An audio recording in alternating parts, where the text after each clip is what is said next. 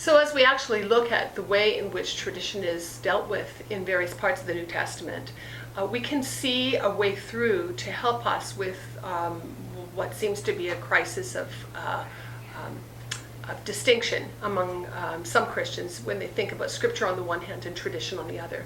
So, for example, Paul commends those in the churches for obeying him or heeding him in the things that he has said to them both by letter and by personal word.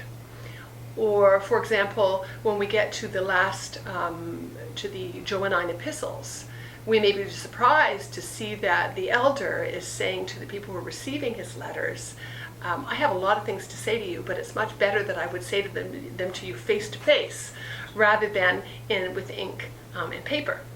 And because of this, it's very important for us, I think, to realize that in the ancient world, the face-to-face communication of revelation was very important. Beginning with what Jesus said to his apostles, then what the apostles said, both by word and by letter to the early church, and then what teachers have said down through the ages. God's method at the beginning is the incarnation, and God's method all along is to use the personal way of communicating persons to persons. That seems to be the essence of what the Scriptures has to say about what is godly and sustained tradition in the church. It seems to me also that we are sometimes afraid that tradition implies a top-down, authoritative way of doing things in the church. But we will discover some very nice surprises in the Scriptures.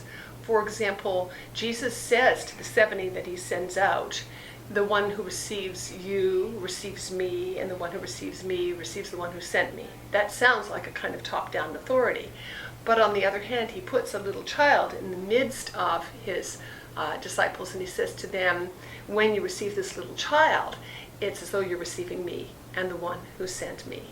And so there is a mutuality with regards to the way that we perceive who the Lord is and the way that we teach each other. And sometimes there's a bottom-up communication, and sometimes there's top-down communication, and they work together. And the tradition embraces both of these dimensions.